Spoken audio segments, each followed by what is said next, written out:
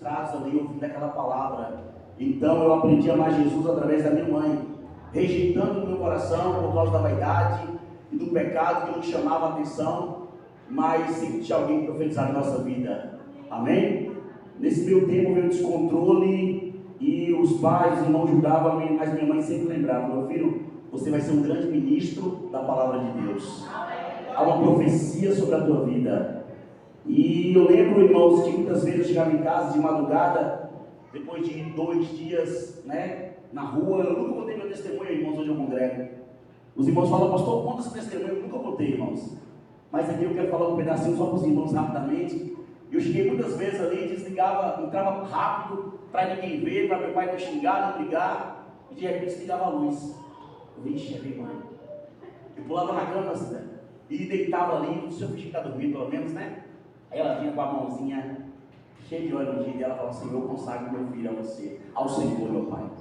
Então, irmãos, eu creio que tudo que está acontecendo é a continuidade daquilo que minha mãe começou, de uma mulher que não desistiu e perseverou. Amém? Então eu queria louvar a Deus pela sua vida. Minha mãe, eu te amo demais, será uma bênção na minha vida. Feliz aniversário, muito bom estar aqui para estarmos juntos glorificando ao Senhor.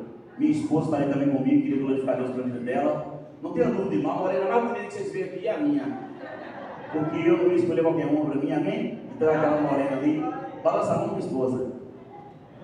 Irmãos, é bom rever muitos amigos. Essa é minha esposa, irmãos. Tem sido valente essa mulher, viu, irmãos? Não é qualquer um que aguenta, não. Esse rojão que a gente faz hoje tem que ser valente. A gente estava quarta-feira na rádio, quinta-feira pregando fora, e volta, vem para aqui, vai de novo para lá. É liderando obreiros, é liderando pastores, e é correria. Mas graças a Deus, Deus levantou mulher valente para estar comigo aí nessa. Sozinho nós não conseguiríamos. Então estamos aí, irmãos, fazendo aquilo que Deus me chamou. Queria louvar a Deus por esse convite, meu pastor. Muito obrigado por esse convite. Eu não vou, irmãos, falar o nome de todos, senão eu vou pecar. É muita gente, a prioridade aqui é a palavra. Amém? Mas se sinta abraçado nessa noite. Que Deus abençoe vocês. Muito bom revê-los. Peço aos irmãos que, sem perder tempo, abra sua Bíblia no livro de Ezequiel, capítulo 37. Que Deus abençoe a todos em nome de Jesus. Ezequiel 37. Eu quero perguntar: quem aqui, irmãos, vai para a vigília hoje ainda, irmãos? Aleluia. Aquele que tem sede busca, amém, irmãos? A gente sabe que algumas pessoas enfrentam umas impossibilidades para estar ali, mas eu gosto do culto, irmãos. Há 14 anos atrás eu entrei de um culto e nunca mais saí, estou dentro dele até hoje, irmãos. Os irmãos na igreja falam assim: varão, você não cansa? Eu não canso. Eu gosto demais de fazer parte disso aqui. Ezequiel 37. Quem achou diz amém? Amém.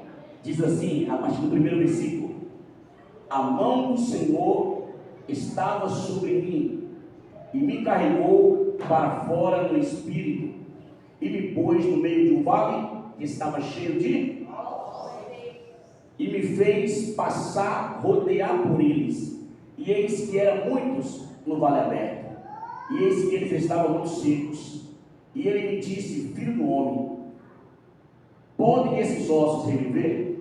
Eu respondi: ó Senhor, tu sabes. Novamente ele disse: filho do homem, profetiza sobre esses ossos, e dizes: vós, ossos secos, ouvi a palavra do Senhor.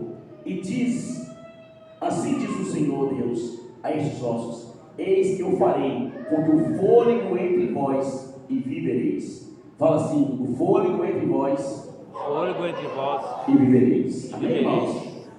Tem um sonho, irmão? Bion? Faz um fundo aqui, Bion. Para tirar um pouquinho de nervosismo aqui que eu estou. Amém, irmãos? Aleluia. Irmãos, nesse texto eu vi, o pastor postou hoje, eu perguntei: pastor, tem algum tema específico? Não, vai ficar à vontade. Mas eu fui lá hoje e cliquei, culto de libertação. Falei com minha esposa: pô, Deus é tão bom, porque eu tentei fugir da palavra, mas fui para a libertação, e quando eu vi, testificou. Amém? Irmãos, nesse texto aqui que é muito conhecido, irmãos, que é tema de muitos congressos, onde são muito pregados, um tema muito conhecido, acho que todo mundo já ouviu falar, de Ezequiel no Vale de Ossos Secos, retrata de um momento que Deus revela para o profeta algo que estava acontecendo no meio do povo de Israel. Aqueles ossos secos representavam o estado espiritual de Israel. aquele osso seco, aquele vale que ele viu, cheio de ossos secos, sequíssimos, a Bíblia diz. Ele estava representando justamente o estado espiritual, porque Israel, irmãos, estava longe da sua nação, estava longe da sua casa. Israel, neste momento aqui, estava na Babilônia, aprisionado. Eles não estavam, irmãos, em uma situação muito boa. Eles estavam agora como escravos de Nabucodonosor, porque o império de Nabucodonosor tomou conta deles, e eles perderam a alegria, porque os anos foram passando, os estímulos foram embora, e eles já não adoravam mais o Senhor, já não glorificavam mais o Senhor, como eles faziam em Israel. Então agora, a Bíblia vai dizer no Salmo 135, 127, que diz que eles dizem assim: nós colocávamos as nossas harpas nos salgueiros, e aqueles que nos humilhavam, aqueles que nos prendiam, diziam: canta o hino de louvor ao seu Deus, e nós dizíamos: como nós cantaremos em terra estranha? Mas por que, irmãos, Israel chegou nesse lugar? Por que Israel chegou neste momento? Culpa de quem foi para que Israel chegasse até aqui?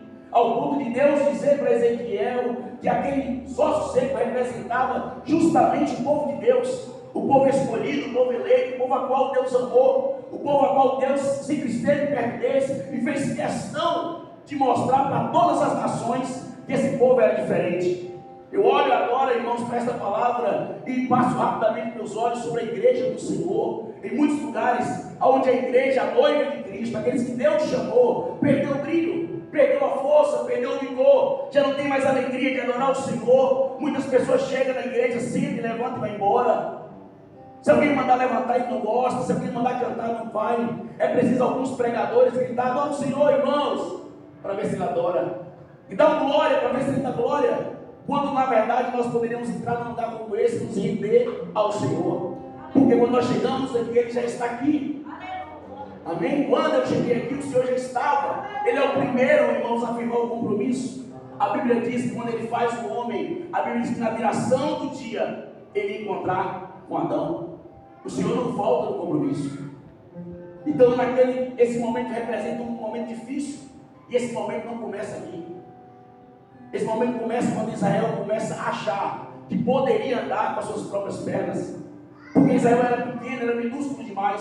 Mas quando Deus dá poder e vitória, Israel fica muito orgulhoso, prepotente, acha que agora eles dependiam mais de ninguém. Eles tinham a sua força, eles tinham seus guerreiros, eles tinham seus soldados. Israel envaideceu e agora se distanciou de Deus. Foi o livro de Oséias, está escrito lá no capítulo 11, quando Oséias, Deus fala através do profeta: quando Israel era menino, eu amei, e do Egito eu chamei meu filho. Mas quanto mais o chamava, mais se ia da minha presença. Eles não lembraram que foi eu que abaixei para dar de comer eles, e foi eu que sarei as suas feridas. O povo esqueceu de Deus. O povo envaideceu e se esqueceu que foi Deus que tirou ele do pó e colocou eles onde eles estavam. A Bíblia também vai dizer lá no livro de Isaías, quando Isaías ele estava ali agora diante do rei Ezequias. A Bíblia diz que Ezequias passa por enfermidade. Os irmãos conhecem a história. Ele era o rei. Se você for estudar a história dos reis, depois de Davi, Ezequias é o maior rei que Israel tem. Foi o rei que colocou os princípios do Senhor na frente, que derrubou a idolatria, que preparou os cultos ao Senhor. Mas houve um momento que Ezequias se deixou. Então Deus chega, usa o profeta Isaías e vai falar para ele: Ezequias, coloca a tua casa em ordem, porque morrerás e não viverás. A Bíblia diz que o profeta fala com ele e sai. Deus não mandou ele arrumar a mesa, ele não mandou arrumar o guarda-roupa. Deus estava falando da vida espiritual dele. Deus estava divertindo para que, se ele morresse, ele não perdesse a sua alma, que é o que é mais valioso para Deus em um homem. E Ezequias vira a cara para a parede. Os irmãos conhecem a história. E ele fala: Senhor, lembra de mim, lembra que eu andei contigo.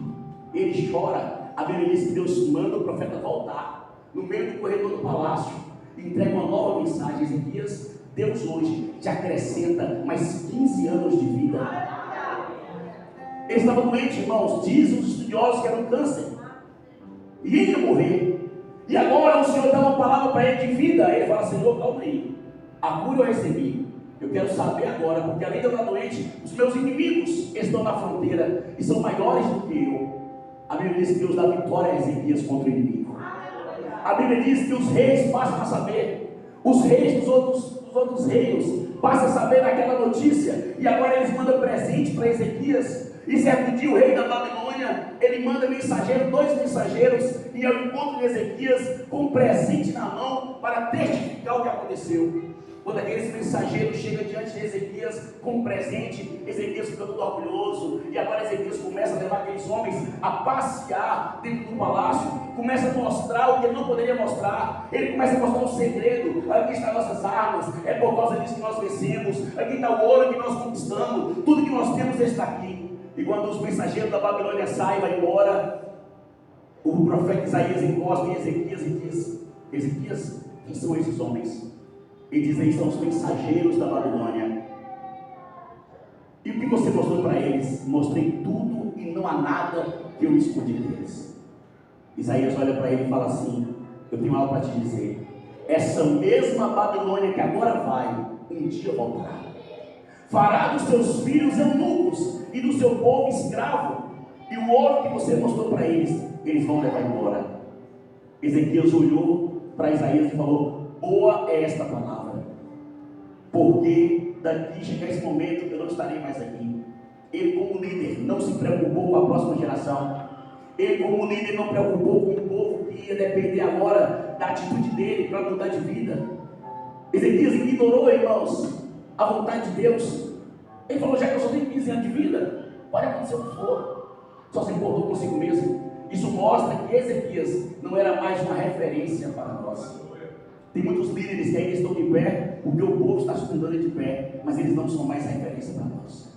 Já caíram diante de Deus. Deus sabe quem são eles. As atitudes mostram, porque a Bíblia diz que pelos frutos conhecerão. E agora, irmãos, Israel vai partindo para junto do exílio. Até um dia o profeta Isaías fala, o profeta Jeremias diz para eles: vocês rejeitaram a palavra do Senhor. Todos os profetas que Deus levantou, vocês mataram. Eu tenho algo para dizer para vocês: a Babilônia se levanta contra vós. E o conselho que eu dou, quando a Babilônia chegar, entregue, para que vocês não morram à espada. A Bíblia diz que eles deram cotovelada em Jeremias, rejeitaram a palavra, algemaram Jeremias e jogaram na prisão. Jesus, ele vai dizer em um certo momento: Jerusalém, Jerusalém, que mata os seus profetas. A Bíblia diz, irmãos, que Deus corrige a quem Ele ama, e que Ele açoita a quem Ele tem por filho. Mas hoje, irmão, passando em alguns lugares, nós percebemos que as pessoas não querem mais ser corrigidas, não querem mais ser chamadas a atenção. Quando Deus levanta alguém para confrontar, eles tomam como afronta, porque o filho rebelde nunca vai entender o cuidado do pai. Quando Deus está nos confrontando, é porque Ele te ama, é porque Ele não quer que você se perca, é porque Ele não quer que você perca a sua salvação. Quando Deus está te confrontando, não é porque Ele quer te matar. Tem um ditado muito antigo que diz que pé de galinha não mata pinto, e o Senhor não quer matar nenhum dos teus filhos, mas Ele quer trazer a restauração, a renovação que nós precisamos. Quanto igreja do Senhor, porque nós, irmãos, temos que brilhar. E se você olhar bem para a cara de algumas pessoas, elas já não brilham mais. O livro de Isaías, capítulo 60 diz: o mundo está debaixo de trevas, mas sobre vós resplandece a boa luz do Senhor. Então a igreja, o povo de Deus, tem que andar com um brilho no rosto, o brilho da presença de Deus, irmãos. Israel rejeitou. E eu lembro agora do salmista Davi, Salmo 23. Ele vai dizer: o Senhor é meu pastor e nada me deitai-me faz em verdades, guia-me aos pastos, às águas tranquilas, por amor do teu nome. Ainda que eu passasse pelo vale da sombra da morte, eu não temerei mal algum, porque eu sou um bom guerreiro. Foi isso que ele disse. Porque eu sou um bom soldado, porque eu sou um rei. Ele diz: eu não temerei mal algum, porque tu está comigo. A tua vara e o teu cajado me consolam. Aquele instrumento de correção. E quando eu senti o Senhor tocar em mim, me puxar para trás, é porque eu sei que o Senhor ainda tem compromisso comigo nessa terra. É porque eu sei que o Senhor ainda conta comigo. É porque eu sei que a minha história ainda não se acabou. Mas quando alguém já não sente mais a correção de Deus, quando alguém senta e a palavra não toca mais o seu coração, irmãos, ela está distante de Deus, dentro do culto, mais distante do Pai, fazendo a obra, mais distante do dono da obra, distante da graça, distante da presença de Deus. Israel estava desse jeito. Prendeu Jeremias. De repente a Bíblia diz que Nabucodonosor invade Jerusalém, leva aquele povo cativo, queima os portões de Jerusalém, derruba os muros. A Bíblia diz, irmãos, que Jeremias fica, porque Nabucodonosor ouviu falar do profeta, fala assim: não, cuide dele aí, deixa ele aí. Leva aquela leva do povo, leva Sadraque, Mesaque e Abednego para o palácio, e os outros foram para a mão escrava, foram trabalhar agora no meio do povo, no meio da ralé. E passa-se um tempo, eles estão no cativeiro, mas Deus agora vai levantar outro profeta, porque Deus nunca vai deixar o seu povo sem palavra. Deus nunca vai deixar o seu povo a erro, perdido. Deus sempre vai ter uma orientação para a tua noiva, para a tua igreja. E agora está um homem chamado Ezequiel, capítulo 2. A Bíblia diz que Ezequiel, ele começa falando assim, no 30º ano, no 5º ano. E você fala assim: meu Deus, no 30º ano, no 5º ano, ele estava dizendo o seguinte, que ele estava completando 30 anos de vida, e ele agora tinha 5 anos de cativeiro. Por que ele falou aquilo? Ezequiel, irmãos, ele era filho de Buzi, sacerdote em Israel.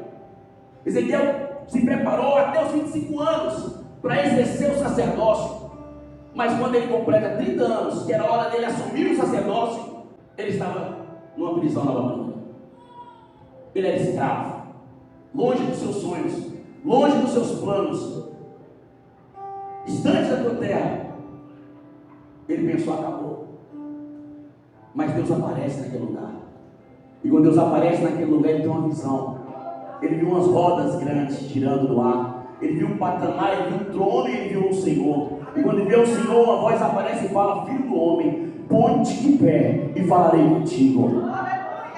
Deus agora fala para Ezequiel: Ezequiel, eu te escolhi como atalaia sobre a casa de Deus. Quando eu mandar você disser ao ímpio para ele se converter do seu mau caminho, você diz, porque se você não disser e ele morrer no seu pecado, o sangue dele eu requererei das tuas mãos. Há uma responsabilidade sobre todo profeta, é de falar a verdade. Goste quem gostar, aceite quem quiser aceitar. Se gostar, come muito, e se não gostar, come pouco, mas que todos saibam que naquele lugar tinha um profeta do Senhor. Ezequiel se levanta como um atalaia de Deus e começa a pregar para aquele povo no meio do cativeiro. E o que eu entendo, que quando os planos de Ezequiel se frustrou, o de Deus aconteceu na vida dele. Tem hora que Deus vai permitir os nossos planos frustrarem, para que o dele venha reagir e viver na nossa história. Quantos estudaram? Quantos formaram? E quando falou: agora eu vou exercer, vou fazer a minha vontade, ele falou: não, filho, vem fazer a minha. Quantos fizeram planos? Eu lembro, irmãos, que há anos atrás eu aceitei Jesus dia 9 de outubro de 2011, e 2 meses depois eu me preparei, fiz um curso de vigilante e falei: não, Conquista, vou embora, não quero ficar aqui. Vou embora para a Conquista e me preparei, mas eu fiz uma oração de tarde. Eu falei: Senhor, eu não posso tomar uma decisão de mim mesmo, porque agora eu decido. Então agora eu quero saber do Senhor, é da tua vontade eu ir para a Conquista? E eu lembro que a mãe falou para mim: meu filho, vai ter uma festividade, eu não lembro se era aniversário, daqui, da Batista. E ela falou: vai ter um pastor aí e tal, bora na festividade. Eu vim com ela. Quando eu cheguei aqui, tinha um pastor pregando chamado pastor Hudson, não sei se era Ilhéus, não lembro de onde é que ele era, de Porto Seguro. E quando eu cheguei ali, aquele homem falou assim comigo: conhecendo teu coração e ouvi a oração que tu me perguntaste, Deus manda te dizer que ainda não é o tempo. E eu obedeci, irmãos. Fiquei aqui mais 4 anos em Itambé, dentro de um tratamento de Deus, mas eu permaneci há tanto tempo que Deus me direcionou novamente para a Conquista, e quando Ele mandou, Ele garantiu tudo que Falou comigo. Nós temos que estar dispostos a ouvir a voz do Senhor e obedecer. Igreja grande, irmão, não é igreja de mais gente. Igreja grande é aquela que obedece à vontade do Senhor. As pessoas estão enganadas, achando que igreja grande é que tem 500 mil membros. Não, é quem faz a vontade de Deus. Nós precisamos obedecer à voz do Senhor. Ele diz: aquele que ouve as minhas palavras e obedece, pratica, esses são os que me amam. Os que não praticam amam o Senhor, irmãos. Eles falam da boca para fora, só que Deus conhece o coração do homem. É tanto que quando nós vamos orar, A Bíblia diz assim, Jesus fala, quando você for orar, entre no seu quarto, e o seu pai que vê em secreto, te responderá. Ué, mas quando a gente vai orar, a gente não quer ser visto, a gente quer ser ouvido.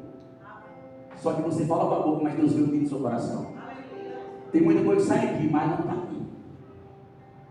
Deus sabe a intenção do coração do homem. Deus sabe que o coração do homem está falando, ele pode estar abençoando você com a palavra, mas no coração ele maquina o mal, então Deus vê a intenção do coração.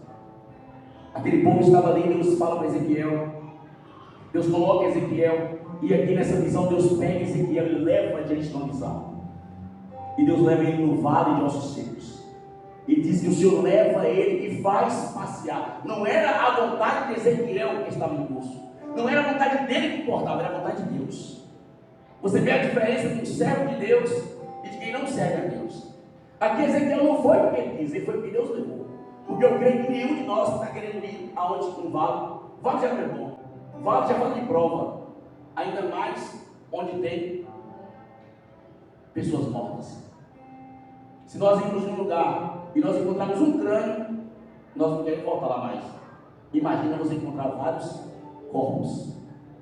A Bíblia diz que Deus fez ele passear por aqueles ossos. Aquele osso, irmão, estava num estado que a ciência não fala. Aquele osso estava numa situação que a patologia não explica. Porque eles falam que tem 5 fases. E eu não vou entrar em detalhes. Mas a última fase é a esqueletização do corpo. Mas aqui não. Aqui tinha passado a esqueletização da 5ª fase. Aqui estava sequíssimo. Os ossos já estavam esfarelando. Então, Ezequiel olha para aquilo. E Deus começa a falar para Ezequiel: Ezequiel, Israel chegou ao pior nível espiritual que o homem com a mulher pode viver. Mas eu, Ezequiel, eu posso restaurar Israel. Porque é osso hoje, mas amanhã, depois da palavra, é o exército que Deus vai levantar.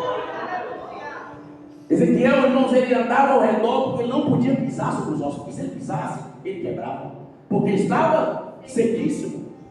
Então Deus muitas vezes não permite que nós pisamos em alguns lugares de qualquer jeito, porque aquele povo que está ali muitas vezes passando por uma situação difícil, às vezes em pecado, e nós temos que ter temor, porque Deus é o Deus de restauração.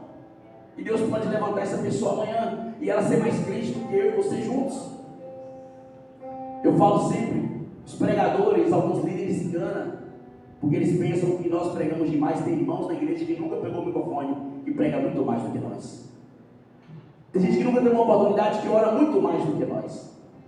Ezequiel, ele passa ao redor dos ossos secos, e quando ele vê aquilo, eu creio que ele se espantou, eu creio que ele ficou apreensivo, porque eu ficaria. Eu tive a oportunidade, irmãos, de trabalhar numa funerária, eu nunca imaginei na vida, por 3 anos e meio. Todos os órgãos de um ser humano eu peguei na minha mão. A gente fazia um tratamento, uma tanatoplaxia no corpo, e você precisava tirar muitos órgãos e colocar no lugar de novo, mas tinha que tirar para fazer o tratamento. Então não é fácil lidar com aquilo. Ezequiel estava dentro de uma cena que não era boa de se ver, mas Deus falou para Ezequiel: Ezequiel, tu crê que esses ossos podem reviver? Ezequiel falou: tu sabes, Senhor. Sabe o que está dizendo? Eu não sei. Isso aqui reviver é difícil. Esse camarada tem jeito? Eu duvido. Essa mulher, não acredito, Senhor. Deus fala: pois então profetiza. Profetiza, Ezequiel. Profetiza segundo as minhas palavras, porque nesse instante você vai ver o que vai acontecer neste lugar. Ezequiel olhou, irmãos, aos olhos dele não era nada, mas aos olhos de Deus já estava acontecendo. Porque apesar de Israel ter distanciado em Deus, Deus não abandonou o plano. Deus não tinha um plano B, Deus estava com o mesmo plano. Só bastava Israel voltar para o plano original de Deus. Deus olha para muitas pessoas e alguém fala: ali já está distante demais. Mas Deus espera um clamor de arrependimento. Deus espera uma palavra dizendo: Senhor, socorre-me, para ele chegar perto. Porque Deus, irmãos, ele é amigo, ele é companheiro, ele é socorro, bem presente no dia da angústia. O homem mais pecador que tiver hoje, quando ele clama ao Senhor, com arrependimento, o Senhor ouve a sua voz. E o Senhor espera isso de nós, que nós sejamos quebrantados, que nós estejamos prontos a nos render a Ele, a nos humilhar a Ele. A Bíblia diz: humilhai-vos, pois, debaixo das mãos do Todo-Poderoso, e no tempo certo Ele te exaltará. Ezequiel então começa a clamar, e o Senhor diz: clama, diz: Espírito, entra neles. Espírito, ossos secos, ouve a voz do Senhor. O Espírito vai entrar em vós. Mas o Espírito não entrou. A Bíblia diz que o Espírito entra nos quatro cantos daquele lugar, e ele começa a soprar. E quando ele começa a soprar, ele causa um reboliço. É assim que está dizendo na Bíblia. Era muito barulho. Por quê, pastor? Porque tinha ossos daquele corpo que estava em outro lugar. Tinha pés que já estavam em outro lugar. O negócio estava uma desordem terrível. E o Senhor dá uma voz ali, e agora a ordem vem. E quando a ordem vem, as coisas começam a ficar no lugar. Tem hora que nós profetizamos, tem hora que nós dizemos: Senhor, trabalha na nossa casa, Senhor, trabalha na nossa vida, trabalha na minha família. Aí quando Deus começa a rebulir isso, nós não entendemos o processo de Deus. E nós somos o primeiro a reclamar: misericórdia, Pai, o que está acontecendo? Misericórdia, meu Deus. O homem perdeu o trabalho, pois seja orgulhoso. O rebuliço de Deus é quebrar, é quebrantar ele. O salmista vai dizer no Salmo 119, versículo 71: foi-me bom ter sido afligido, para aprender a dar valor aos seus decretos. Antes da aflição, eu vivia e andava da minha maneira, mas depois da aflição, eu aprendi a respeitar os seus estatutos. Tem pessoas que não conhecem o outro jeito do seu sofrimento. Ele precisa passar pelo processo. E Deus é bom nisso. Deus permitiu Israel lá, debaixo dos braços da Babilônia, para passar pelo processo, para que eles fossem restaurados. E agora o rebuliço acontece. Tem hora que nós pedimos Deus para trabalhar. Quem aqui já pediu: Senhor, trabalhe de novo, amor, pensa que não vai, Senhor, vai piorar. Piora mais ainda do que estava. Quem já, irmão? Só foi eu? Tem hora que você fala: Senhor, faz alguma coisa aí, porque senão começa um negócio, é de um lado e de outro. O povo está com uma palavra, uma frase aí: Shalom. O que significa Shalom, irmãos? Paz. Não, mas não é a tradução que eu vou falar agora. Nada quebrado, como é que é? Nada quebrado, nada fora do lugar. Como é que é? Nada faltando, nada quebrado, nada fora do lugar. 3, é? Pronto. Aí eu falei pra minha esposa: ô, Shalom. Nada faltando, nada quebrado, nada fora do lugar. Tudo que quebrar de lugar, nós tira. Os trem começam a quebrar sozinho. Eu falei: ô, glória, Deus vai dar mais. Só que começou a quebrar demais, eu comecei a assustar. Aí um dia ela falou: ouve um barulho aqui, o armário quebrou. Eu falei: misericórdia, Deus. Aí eu ganhei um espelho grande, botei no banheiro, falei: vou trazer a pecinha para fixar o espelho. Porque eu comprei errado, só tem 3, é 4. Quando eu estou lá, que eu comprei a peça, que eu estou saindo para a emoção, ela está eu e Malu orando. A Malu é minha menina, irmão, está gripadinha, por isso não veio. Está eu e Malu orando, subiu um barulho, foi o que? O espelho. Eu com a peça na mão tinha comprado. Eu fiquei vergonha de devolver. Aí eu ia para o céu: Senhor, Shalom, Senhor, paz em mim. Mas isso é porque Deus quer restaurar.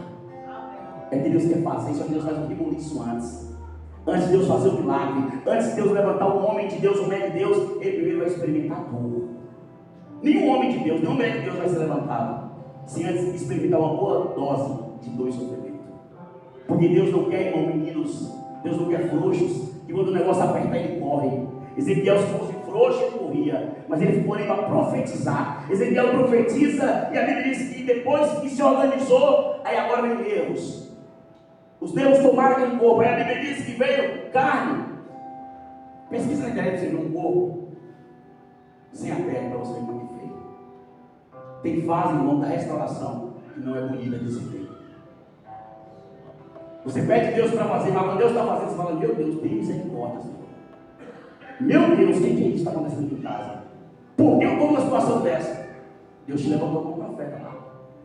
Porque se você está numa situação dessa, ou você é os ossos secos, ou você é o profeta que Deus quer usar. Quem você é nessa noite? Quem você é nessa noite? Qual é o seu estado? É o que está de pé profetizando? Ou é o que está deitado no chão, só os ossos? E precisa de uma restauração de Deus? Tenha vergonha, irmãos. Fala para Deus quem você é. Tenha coragem. Não tira. As pessoas ficam com medo, irmãos. Não, porque o que o irmão vai pensar, né? Eu sou pregador, eu sou obreiro, o que o irmão vai pensar? Quem está do seu lado não vai mudar a sua vida espiritual, só Deus. As pessoas que estão aqui não podem mudar a sua condição, só o Senhor. Não se preocupe com isso. A Bíblia diz que o coração quebrantado, ele não despreza o Senhor. Eu estava num grande congresso, irmãos, lá em Conquista. E a gente participava era de outro ministério e participávamos com outro ministério desse evento. Eu estava com a camisa de diaconia, aliás, todos nós, pastores e obreiros.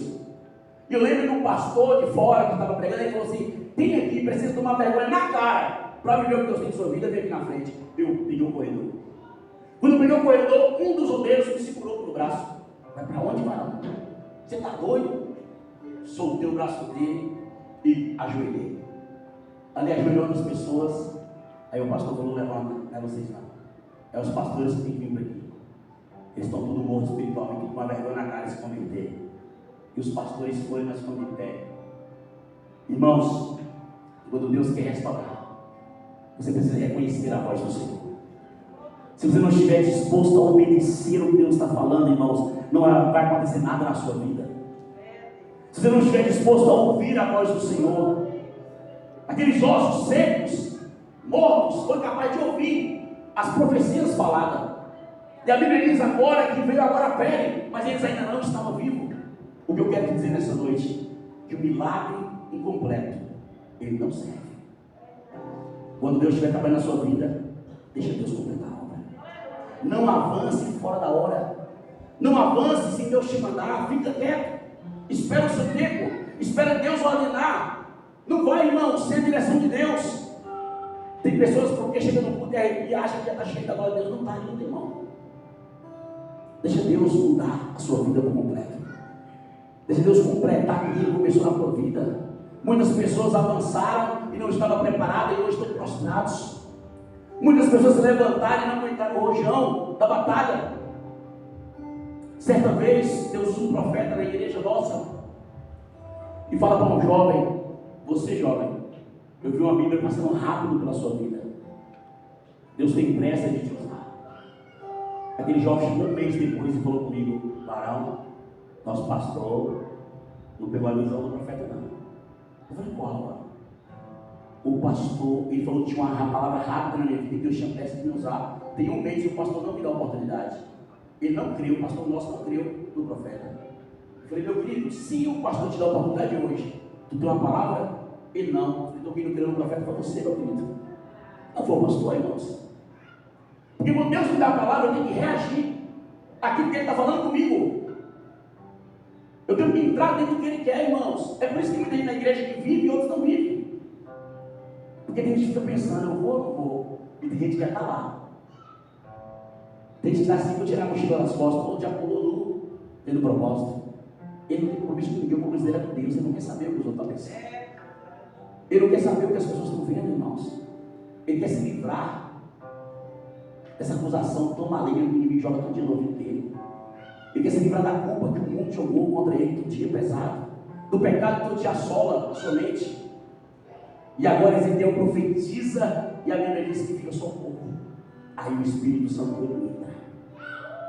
Quando o Espírito Santo entra, agora a Bíblia diz que aqueles homens se colocam de pé. E a Bíblia diz que era um grupo de soldados numeroso. Deus falou: Ezequiel, você viu os ossos secos? Ezequiel viu. É isso que eu estou fazendo com Israel. É isso que eu tenho para Israel. Ezequiel, eu vou restaurar Israel, Ezequiel. Eu vou mudar o cativeiro, Ezequiel. Porque o tempo do propósito se aproxima, eu preciso. E eu creio, irmãos, nesta palavra, que Jesus está voltando e Ele vai levantar um exército numeroso. Um exército ousado e corajoso. Deus vai repreender no nosso meio uma covardia. Deus vai repreender no nosso meio a frieza, irmãos. Mas para isso eu preciso ser restaurado. Para isso eu preciso me colocar de pé à disposição, ter postura. Tem crente, irmão, que você vê na igreja tão cheio de Deus. No dia você encontra ele da pena, irmão. Poxa, não era aquela irmã que está na igreja não levanta a mão, não? O inimigo sabe disso, irmão. A Bíblia vai dizer: se te mostrares frouxo no dia da angústia, a tua força é pouca. Não quer dizer que você não vai sentir dor, vai sentir. Mas não mostra que você está prestes a entregar o jogo. Chega para Deus, fala para Ele a sua dor. Chega para Deus e diz: Senhor, eu estou quase desviando. Lá dentro do quarto fechado, ser sincero. Para de manter uma posição que as pessoas acham. Deus não é o homem, irmãos. Então a gente está bem, né, pastor? A gente fica aqui, ó, glória, amém. E E a igreja fala, moço, o pastor é espiritual, está socado. Mas ele tem um papel de ficar o quê? Firme. Mas quando ele dentro do quarto, irmãos, aí você abre a boca e diz, Senhor, o Senhor vai me perder. O Senhor está vendo o que está acontecendo com você? Você abre o seu coração. O problema é que tem gente chegando diante de Deus, tão formal. Senhor, tu sabe quem eu sou. Senhor, eu sou santo. Deus olha assim e fala, oh, Deus, você é bom. Você é santo aonde? Você é bom em quê? Nós não somos, irmãos. Nós temos que reconhecer a nossa fraqueza, porque a Bíblia vai dizer através de Jesus que a força do Senhor, Ele aperfeiçoa na nossa fraqueza, através de Paulo. E Deus quer restaurar a nossa vida, mas Ele quer fazer isso quando nós permitimos, quando nós aceitamos. Ele diz, remédio é para quem está doente. Então nós temos que entender, Senhor, eu preciso de restauração, eu preciso de força, eu preciso de algo novo na minha vida, porque eu não aceito viver mais isso. Nós precisamos entender. Ezequiel agora sai de lá da visão e volta e olha o povo. Sabe o que Ezequiel vê? Que o povo não tinha mudado. Ezequiel olha e vê o cenário era o mesmo. Esse é o desafio, irmãos, do profeta. Porque agora você não pode ficar preso no cenário, você tem que prender naquilo que Deus falou, porque o que Deus falou vai acontecer. O que você vê é contrário, é contraditório, aquilo que Deus falou. Mas se eu não acreditar no que Deus falou, irmãos, infelizmente, eu não vou ter fé para falar, para ver o cumprimento das suas promessas. Tem hora que Deus fala algo conosco, libera uma palavra, nós vamos para casa, quando chega em casa, você fala, meu Deus, é isso aí? Que isso vai mudar? E começamos a duvidar do que Deus fala. Fique com a palavra de Deus. Fique com o que Deus disse, irmãos. Eu lembro, irmãos, quando eu estava aqui, já era diácono, aqui na Missionária da Fé, na rua Josefino Ferraz, e eu falei para Deus, Senhor, eu quero fazer um propósito contigo. Eu vou fazer um jejum de 7 dias. Vou começar hoje, termino sexta-feira que vem. Eu quero te pedir nada que o Senhor deu para ninguém. Eu quero que o Senhor me dê porção dobrada daquilo que o Senhor já me entregou. E eu fiz um propósito, dobrei o joelho, me entreguei ao Senhor. Naquele jejum, mas foi no último dia, uma sexta-feira. O Senhor falou comigo, filho, eu vou trabalhar no seu órgão. Eu tinha acabado de entrar, irmãos, na funerária. Eu falei, como é que é, Senhor? Eu vou trabalhar no seu caráter, no seu órgão. Eu falei, eu não sou Deus. Não é Deus, não. Miguel é Satanás, tá? Não é possível um cara que eu abri mão de tanta coisa. Eu sou orgulhoso, eu não sou orgulhoso, Senhor. Eu não aceito isso. E eu repreendi, irmão, aquela voz. Levantei chateado, comi bravo. Por que Deus demorou tanto tempo a falar aqui comigo? Porque Deus, irmãos, Ele só entra até onde a gente damos acesso a Ele. Deus, eu falei, eu quero mais, Ele falou, mas para me te dar mais, tu tem que perder mais de você.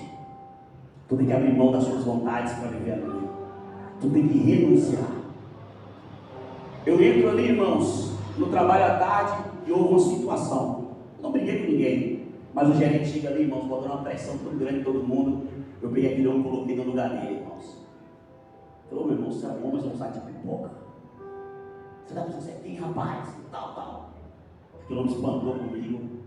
Os colegas de trabalho espantou também. E o Senhor falou, tu é orgulhoso? Você não é? Eu falei, bicho, eu sou mesmo, Senhor. Então eu aceito o seu tratamento, Deus. Eu vou sair desse trabalho e falando, não, eu vou lhe tratar aí. Ô irmãos, pensa a humilhação desse dia em diante. Era colega, era gerente, era patrão.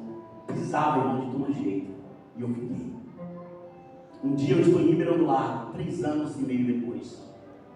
6 horas da manhã, dormi lá em Ribeirão do Lago, porque eu tinha um velório em Ribeirão e Nova Brasília. E quando eu estava ali, naquele lugar, eu falei, Senhor, tanto tempo se passou. O Senhor falou que ia trabalhar no meu orgulho. Senhor, eu quero te dizer uma coisa, não está bom aqui não, mas se for para ser aprovado pelo Senhor, eu quero pensar quanto tempo for necessário. Entrou um senhorzinho para comprar o pão, irmão, 6 horas da manhã, naquela padaria que eu estava. Ele entra ali, pega o pão, na saída ele pega no meu ombro e fala assim, ó, você não entendeu nada, mas Deus manda dizer que você foi aprovado. Conte os dias e verás o que eu farei por ti. Irmãos, foi rápido, Deus preparou tudo, Deus preparou minha saída, Deus preparou minha ida para a conquista. E Deus fez muitas coisas na minha vida a partir daquele dia. Quando você entende, irmãos, que para Deus fazer o que Ele quer, você tem que abrir mão de si mesmo. Deus tem muita coisa para fazer através de cada um que você está aqui. Você não pensa que passou o seu tempo. Porque se você abrir a boca, não passou o meu tempo, então está na hora de você morrer já. Mas se você crê que você ainda vai continuar dando fruto, se levante e dê a Deus a sua vida por inteiro. Deixa Deus usar você como instrumento nessa terra. Eu sei que nem todo mundo vai gritar nas praças como nós, como estamos ali em conquista dos hospitais há 10 anos, toda semana. Mas Deus vai te usar para falar com o vizinho. Deus vai te usar no comércio. Sabe por quê? Porque se a algo está dentro de você, se é verdade o que Jesus disse para a mulher samaritana, que o que sair dele entre nós e vira uma fonte que chora para a vida eterna, o que tiver em você vai sair para a vida das outras pessoas. Porque a Bíblia diz que a boca fala do que o coração está cheio. E se o seu coração está cheio de Deus, é dele que você vai falar para as pessoas. Você vai parar de falar da novela, você vai parar de falar do futebol, você vai parar de falar dos Estados Unidos, da taxação, de Lula, e tu vai falar de Deus para as pessoas. Quando as pessoas falam assim, rapaz, isso está acontecendo, eu vejo. E outra coisa, já foi avisado, está escrito: abalarei o poder do céu e abalarei o poder da terra. Nós precisamos, irmãos, e deixar de viver de aparência. Apocalipse capítulo 3, verso 1. Vocês têm fama do que vive, mas está morto. Tem gente que não nome de vivo, mas já morreu. Só que Deus hoje nos convida, irmãos, para levantar no pó. Se Ele foi capaz de pegar Israel num estado tão terrível de decomposição e levantar e restaurar, o que Deus não pode fazer comigo e você que está em pé nesta noite? O que Ele não pode fazer na minha e na sua vida? Deus vai trabalhar na sua vida. Deus vai trabalhar nas nossas vidas. E nós precisamos estar prontos para isso. Mas tem uma coisa: Ele vai te permitir sentir algumas dores. Não para te destruir, não para acabar contigo, mas para te capacitar. Meu tempo está dando, irmãos, falta ainda 10 minutos. Eu quero mandar um testemunho para vocês rapidinho. Estou guardando uma porção aqui para distante na vigília, né, pastor? Lá eu vou poder tirar o texto, não vou, pastor? Amém. Correr, né? Pular lá com os irmãos. Irmãos, no ano de 2018, eu vou te contar isso. Porque quando Deus te restaura de verdade, irmãos, Ele trabalha no seu caráter. Ninguém consegue ofender, irmãos, alguém que é humilde. 2018, irmãos, nós estávamos em conquista, passamos por um período muito difícil, 2016, 2015, 16 e 17, eu e minha esposa, mas estávamos debaixo de uma palavra, então todo dia eu lembrava para ela: nós estamos debaixo de uma palavra. E quando chegou no ano 2018, eu falei para ela assim: amor, esse ano vai ser o melhor ano da nossa vida, o melhor de todos. Quando foi dia 27 de janeiro de 2018, eu recebi uma ligação de um policial civil daqui de Também. Ele me ligou, eu estava no condomínio de Jambalaya fazendo um serviço para uma família, e aquele homem me liga e fala assim comigo: Isaac. Eu falei: fala, pois não. Ele falou assim: você teve aqui também semana passada? Eu falei: não, não tive não. Ele falou assim: não, você teve. Eu falei: não, não tive. Ele falou: não, você teve. Eu falei: como assim? Ele falou: você teve, e aconteceu um crime, e você é o principal suspeito desse crime. Dia 27 de janeiro de 2018. Irmãos, na hora eu falei assim: tu está de brincadeira comigo? Ele falou: não, não estou de brincadeira não. Tu está de brincadeira. Primeiro, que o meu caráter é contestável dentro da minha cidade. Segundo, que você me conhece desde criança. E eu sou um homem de Deus. Ele falou assim: você pode ser um diabo. Ele usou esse termo comigo no telefone. Irmãos, na hora eu desliguei o telefone, liguei de novo, e quando eu falei com ele, falei: é você mesmo, fulano? Ele falou: sou eu. É sério que você está falando? É sério que você está falando. Você vai vir para nós conversar? Porque se você não vir, eu estou te buscando aí com a polícia civil. Irmãos, na hora, irmãos, eu desliguei aquele telefone e falei assim: ele pode buscar, meu querido. Eu não devo nada para você, eu não devo nada para ninguém. Na hora parece que as lajes, irmão, caíram dos meus pés naquele dia. Fiquei de pé, irmão, diante de Deus, olhei para o céu ali naquele apartamento e falei: Senhor, tantos homens de Deus foram presos inocentemente. Se for para a tua glória, Senhor, estou pronto. Saí dali, irmãos, terminei o serviço, passei na casa dos pastores, e falei: ora por mim. Eles oraram por mim, e eu fui para casa, voltei minha esposa, a situação. E o que mais me preocupava, irmãos, era porque eu não sabia o crime que eu estava sendo acusado. Ele não quis me dizer qual era o crime. E eu pedi para o meu irmão, liguei para o meu irmão, para Léo, eu falei: Léo, vai na casa de fulano e tal, pergunta a ele sobre esse assunto. Meu irmão foi lá, eu falei para o meu irmão: não, você não vai vir, fica despreocupado, fica em paz. E ali aquele homem pega, irmãos, e mostra uma foto minha para meu irmão e fala assim: esse é seu irmão? É. Então já era. Se ele não comparecer aqui, eu vou jogar as fotos dele nos bodes. Ele pegou umas câmeras do Bradesco, tinha umas filmagens, ele falou assim: se ele não aparecer aqui, eu vou jogar nos bodes. Meu irmão me ligou, irmãos, preocupado. Meu irmão vem, irmão.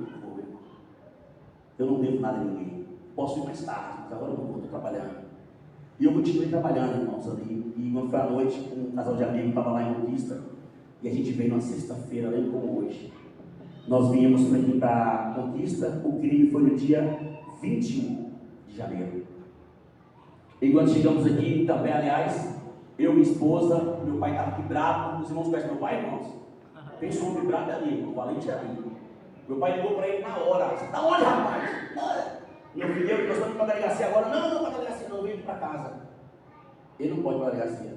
Chegamos na casa dele, ele cumprimentou todo mundo. Eu não vou dizer para os irmãos que eu peguei na mão dele, porque eu não peguei. Cheguei assim, olhando para ele, ele chegou, mostrou o celular para mim e falou: já que você já está assim, eu estou vendo que você está me chateado, vou te mostrar aqui.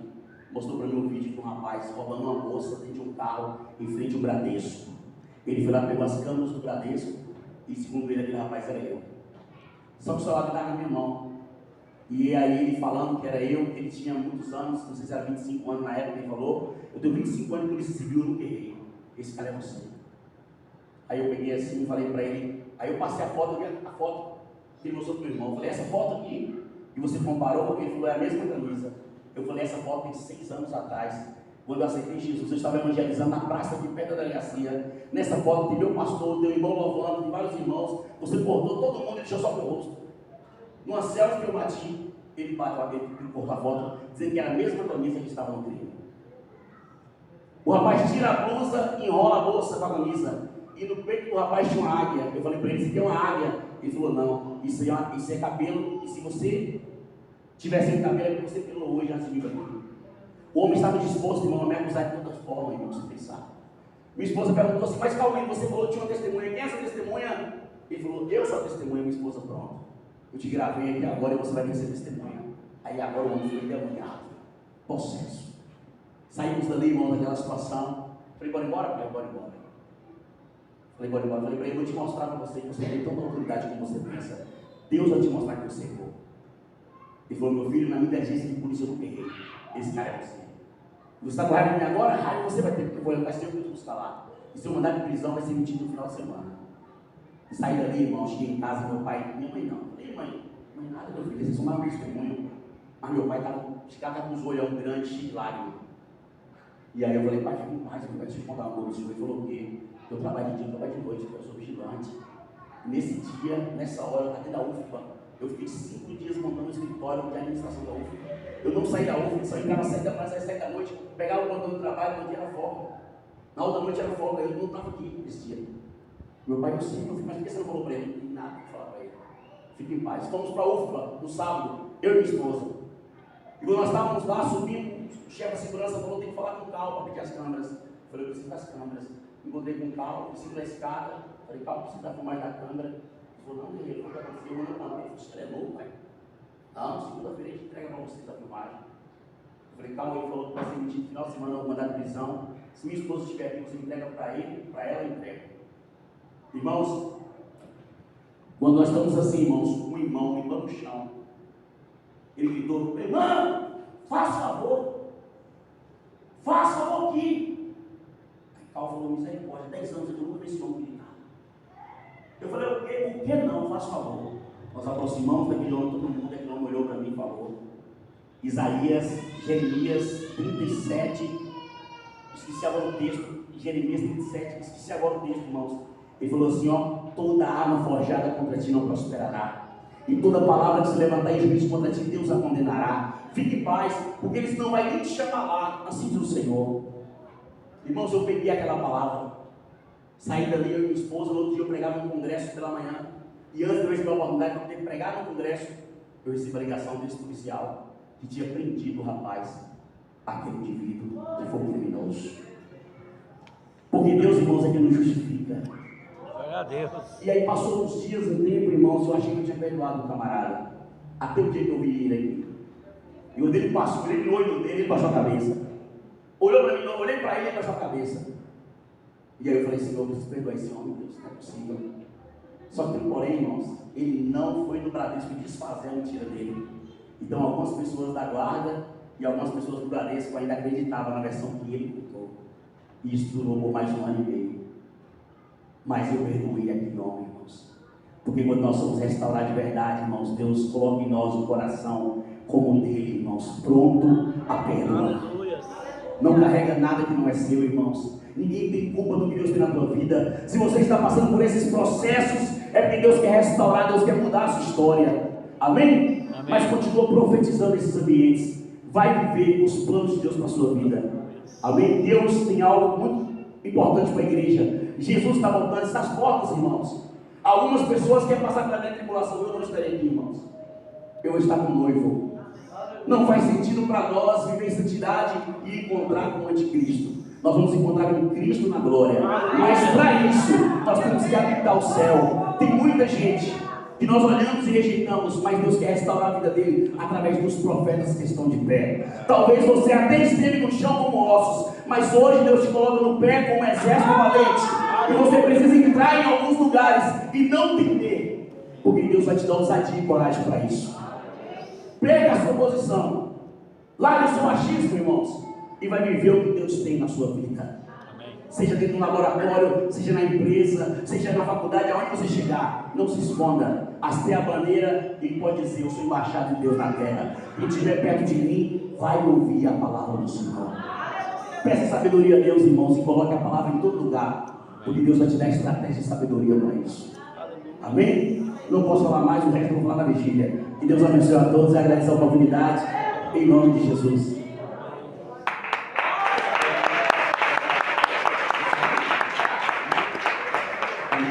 Irmãos, bem rapidinho, irmãos, vamos orar. Amém? Quero orar pela tua vida.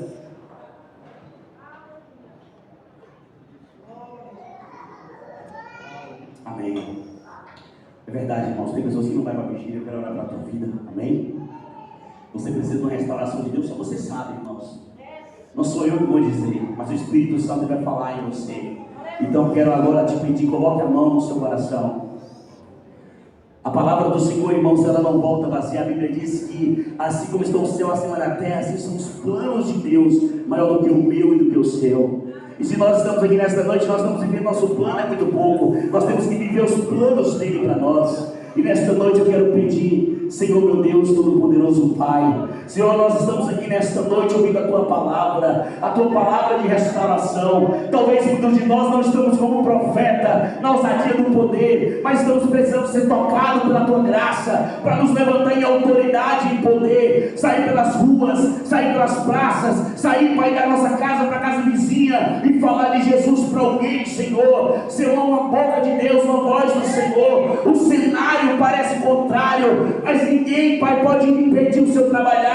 Não tem cenário impossível para ti, não tem cenário que o Senhor não possa mudar, não tem lugar difícil que o Senhor não possa operar, Pai. Então nessa noite eu te peço, opera em nome de Jesus segundo a tua vontade. Senhor meu Pai, eu oro nessa noite por cura física, cura na alma, libertação em nome de Jesus. Quebre os grilhões nesta noite, desfaça os laços, ajuda o teu filho e tua serva a vencer o pecado, ajude eles a vencer a fraqueza, traga um renovo sobre eles, Pai, como um fogo do céu, aquilo que queima de dentro para fora, aquilo que sai restaurando, por onde passa ela anda, a água da palavra, e ela vai mudando os ambientes. Assim seja na vida do teu filho, assim seja na vida da tua filha. Assim eu te peço em nome de Jesus, como Ezequiel profetizou, eu profetizo nesta noite, você vai viver, você vai viver, você vai viver, você vai viver, você vai viver, você vai viver, você vai viver para a glória de Deus. Aleluia, aleluia, aleluia, aleluia, aleluia. Assim, meu Deus, eu declaro a vida em nome de Jesus e a vida com abundância. Irmãos, Salmo 118 diz: viverei e não morrerei, e contarei as obras do Senhor. Viverei e não morrerei. Conte isso, profetize todo dia na sua vida. Viverei e não morrerei, e contarei as obras do Senhor. Porque o que Deus tem para você é vida, e vida com abundância. Glorificar o Senhor em nome de Jesus.